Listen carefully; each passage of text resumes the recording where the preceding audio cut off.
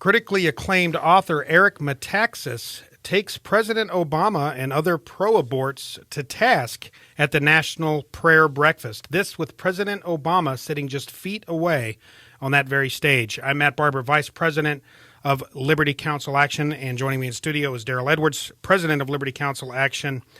Deryl, it was something to behold, about a 30-minute speech. Eric Metaxas, who has written books on Bonhoeffer, of course, who worked against Hitler in Nazi Germany, a Christian pastor, I believe, who worked to help protect Jews from the coming Hitlerian persecution. And Eric Metaxas has also written about a book on William Wilberforce, who worked for decades to free the slaves in Europe and in Great Britain. Well, fascinating speech. Talked about Christianity and this kind of superficial religiosity that we see today and true biblical Christianity. But when he got it, he did not shy away from hot-button topics, moral topics that have been politicized. They're topics ranging from abortion and all the way to the necessity to defend and protect biblical morality when it comes to human sexuality. These hot-button political topics that are at the front and center in our culture war. Eric Metaxas did not mince any words. Yeah, and it was just a joy to watch. Yeah. If you know Eric or have ever watched him speak or heard him, he's quite disarming. He's extremely humorous. He's one of the funniest people, and he had the whole crowd in stitches most of the time, even the president. In fact, he at one point made a joke about how George Bush had read his book before and said, President Bush read my book, and then he pulled a copy out and said, no pressure, and handed it to President Obama, a book on Bonhoeffer. But at the same time, he got his points in, and he did not mince his words. He stood strongly for his faith. He mentioned Jesus Christ and told how he had changed his life. He did not pray and say at a national prayer gathering, it's like Almighty Father or it wasn't an ecumenical type thing. No. He stood strongly for Christian faith. Mm-hmm.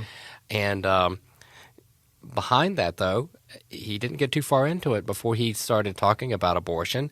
And as Bonhoeffer, who he'd written about, defended the Jews because the Nazis had declared them to be non-persons. Mm-hmm. There are also non-persons in our community, and he mentioned the unborn specifically, that we need to declare. He directly said this is the cause today. The Holocaust in the time of Bonhoeffer, slavery in the time of William Wilberforce. Today, the clear equivalent of those things is the life issue, the issue of abortion. 50+ million babies slaughtered, treated as non-human, and he did not mince any words. He said this, talking about the comparison between slavery and the Holocaust. He said, personally, I would say the same thing about the unborn, that apart from God, we cannot see that they are persons as well. So those of us who know the unborn to be human beings are commanded by God to love those who do not yet see that. We need to know that apart from God, we would be on the other side of that divide, fighting for what we believe is right. We cannot demonize our enemies. Today, if you believe abortion is wrong, you must treat those on the other side with the love of Jesus. Today, if you have a biblical view of sexuality, you will be demonized by those on the other side who will call you a bigot. Jesus commands us to love those who call us bigots, to show them the love of Jesus. If you want people to treat you with dignity, treat them with dignity. This is with President Obama sitting feet away, who is a radical pro-abort to the degree that he was even opposed to a bill in Illinois, the Born Alive Infant Protection Act version in Illinois, that would simply say if a child is born alive, part of a botched abortion, doctors have to make efforts to save that child's life. Obama was opposed to that, unbelievably. President Obama, who does just that, calls those who adopt a traditional biblical view of human sexuality bigots and homophobes. And Metaxas is saying here that we still have to love those individuals until they get things right, because they are blinded by the lies of Satan, blinded by what the world is telling them, and it takes the love of Christ to remove the scales from people like President Obama from their eyes. Metaxas, I've said that in much more an eloquent way than I can, but he's absolutely right. The radical homosexual activists, we have to love them. We're commanded to. We do love them, but we don't shy away from speaking truth on the issue of life. We have to love those who would purport, or who would rather promote and advocate the slaughter of innocent children. We are still commanded to love them. And Bonhoeffer, it's not the first time in a national prayer breakfast that someone has done this. Yeah. And we think back to Mother Teresa, who spoke in the mid-'90s, maybe 94, I can't remember exactly. Bill Clinton at the time, president, also a strong pro-abortion president, was sitting there, and she said something to the effect of, if you do not want the children, do not take their life, give them to me, I will take the children. Yeah. Of course, that's what she had spent her life doing in India, was saving children. Yeah. And to her, the unborn children were the same as the children she had saved from the slums of India.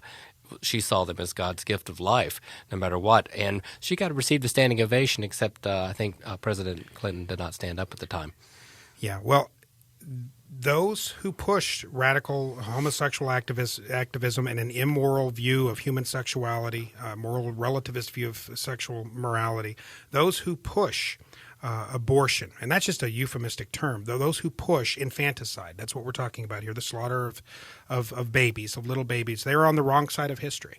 Just as those who opposed Bonhoeffer and those who opposed William Wilberforce, those who were advocating slavery, those who advocated the slaughter of 6 million plus Jewish people in Nazi Germany, they were on the wrong side of history. It's unfortunate that progressives find themselves in a similar situation where they are on the wrong side of history, advocating things that are equally as horrific. But as it takes time, and Wilberforce and Bonhoeffer, William Force particularly, had the patience to just continue speaking truth, to love his enemies as Christ commands us to do, and eventually the truth will set you free. I think that Eric Metaxas may have picked up a lot of the courage that he had from probably writing the book on Bonhoeffer, especially.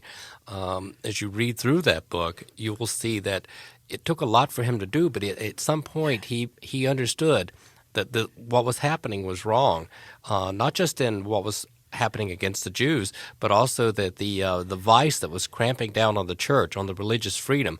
And Nazi Germany tried to start their own state church as well. Yeah. And he saw that as a strong attack on the religious freedom. And Bonhoeffer was not an anti-government person to begin with. He came from a strong, prominent German family. He was highly nationalistic for his country. Sure. But he knew that when it came down to it, it was not his country anymore. These thugs had taken over, and they were destroying what was wrong with his country. But they also knew that he had to stand up for religious freedom, and once he saw what was happening to the Jews, he had to stand up for them as well.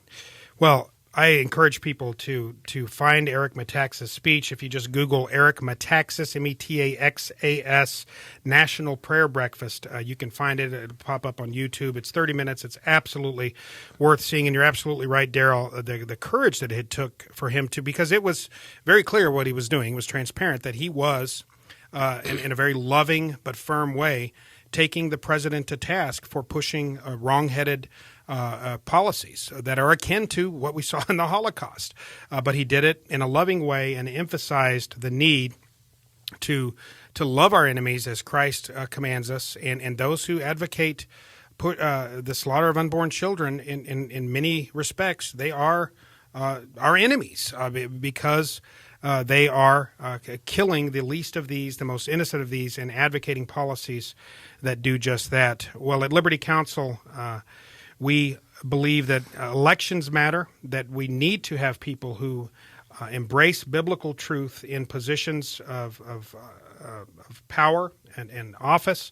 I would encourage you to go to lc.org, to Liberty Counsel's website, or give us a call at 1-800-671-1776 for a gift of any amount. We'll send you the Prayer and Vote bumper sticker that you can put on your car. We need to indeed to do that. Make sure to pray and make sure to vote for people who embrace biblical values. Go to lc.org or give us a call, 800-671-1776.